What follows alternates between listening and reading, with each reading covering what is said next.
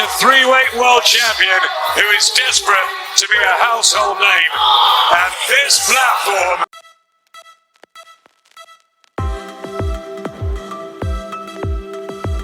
And still, WBC lightweight champion of the world, Shakur Stevenson! A Shakur Stevenson versus Teofimo Lopez showdown is the clash boxing fans have been waiting for, a meeting of elite skill, speed, and determination. Two undefeated champions step into the ring where every exchange reflects years of dedication, pride, and the pursuit of greatness. This high-stakes matchup is intense, strategic, and career-shaping, leaving no margin for error and everything to gain. Like, I felt like you knew how little Lomachenko was, and you kind of capitalized off of that. Heck no, that man was a lot to deal with. Teofimo Lopez has always believed in disruption, and that mindset has been both his strength and his challenge. From the moment he entered the lightweight division, he didn't wait for permission or follow a traditional path. He moved fast, challenged expectations, and claimed titles from fighters who had already built lasting legacies. That's his identity: bold, explosive, and determined to shape the sport on his own terms. Shakur Stevenson rose through the ranks in a very different way. Quiet, calculated, and precise, his approach has been defined by patience and control. Where others rely on flash, Shakur relies on timing, discipline, and mastery of detail. Is this going to be a great fight? I don't know if it will. I mean, style-wise, I could see you having a little reservations, whether or not these guys will make for dynamite. An Olympic silver medal, followed by world titles across multiple divisions. Every step carefully planned, every opponent thoroughly studied. Where Teofimo Lopez thrived on unpredictability, Shakur Stevenson excelled through control and precision. Two careers moving side by side for years. Two completely different philosophies of success, and eventually, those paths were always destined to meet. This fight wasn't created by hype or manufactured for attention. It came together because the division required it, because the careers, achievements, and trajectories of these two fighters made any other outcome impossible. He's full of confidence. He's got a job to do tonight. It is a short notice change, a different opponent, and it's the sort of guy that will adapt beautifully. Yeah, but he needs to put on a clinical, hard. That's why this matchup carried real weight. There was nothing manufactured about it. No gimmicks, no comeback angles, no talk of advantages or excuses. Both men entered at 135 pounds in their primes, undefeated, on paths that naturally led to this moment. When the night ends, one fighter leaves fully validated. The other leaves with questions to answer. Everyone in the arena could feel it. This isn't a contest where outcomes fade quietly. One miscalculation, one difficult round, and perceptions shift. The stakes aren't theoretical. They're written into every second from the opening bell. I don't know if he wants it or not, but it's tough to have the conditioning. See, a guy can take your conditioning if he make you fight fast like this. A lot of people ain't give us the opportunity to show how great we is. A lot of the fighters, I want to say, either they ducked or found a business way not to get in front of me. And I feel like with him, he kind of gave me the opportunity of a lifetime. The contrast is immediate the moment they step into the ring. Shakur doesn't rush. His expression never changes. He looks like someone who expects the contest to unfold entirely on his terms.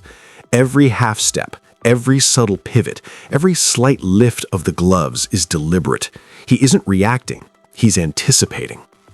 Teofimo is the opposite. He seeks engagement. He draws energy from motion, from momentum, from the roar of the crowd. That intensity isn't manufactured. It's central to how he competes.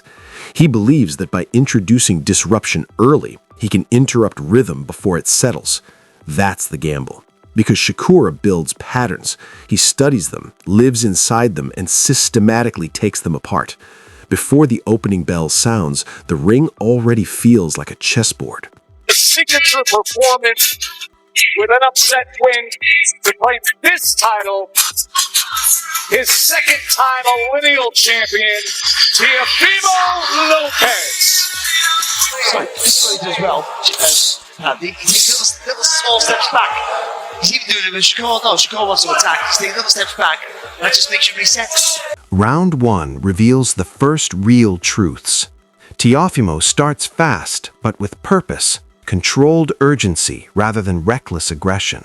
Sharp entries, quick feints, sudden bursts that ignite the crowd. The reactions are loud, but the movement is doing more of the talking than the impact. Shakur isn't commanding the arena, he's commanding space.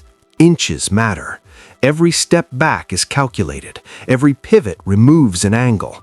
His shots aren't dramatic, but they're precise, and they find their mark. They put Chamberlain down, and that's how he got this opportunity.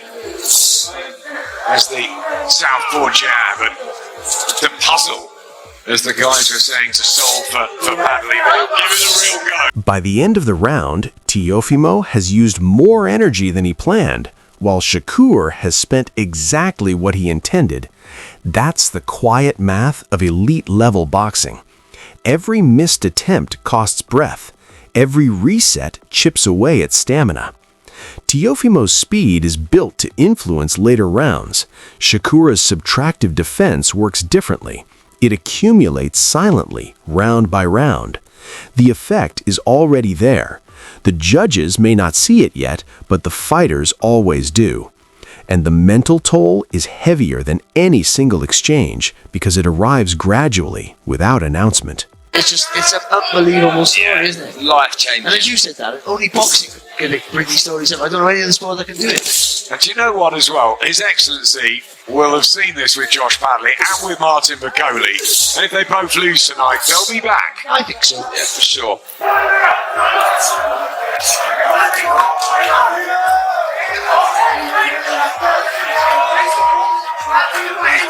By round 2, the subtle shift is underway. Teofimo remains a threat, pressing, fast, with the power that earned him 12 knockouts, but the openings from round 1 are quietly closing. Shakur starts landing shots that seem small, but carry psychological weight. A jab interrupts Teofimo's rhythm before he can set up. A pivot removes an angle just as a right hand is ready. A counter lands, and Shakur is already out of range. The pressure hasn't gone, but its clarity is fading. You can hear it in the corners. Teofimo's team grows louder, urgent, almost pleading. Shakur's corner remains composed because nothing unexpected is happening. Even the crowd feels it. The roar shifts from excitement to tension. Movement alone no longer thrills. The consequences of each exchange dominate. Gradually, the fight begins to feel like Shakur's. So you've got, minutes to get the job done.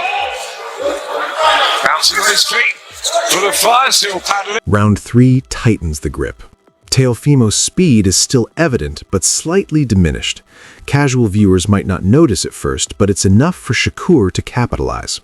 He stops merely reacting and begins orchestrating.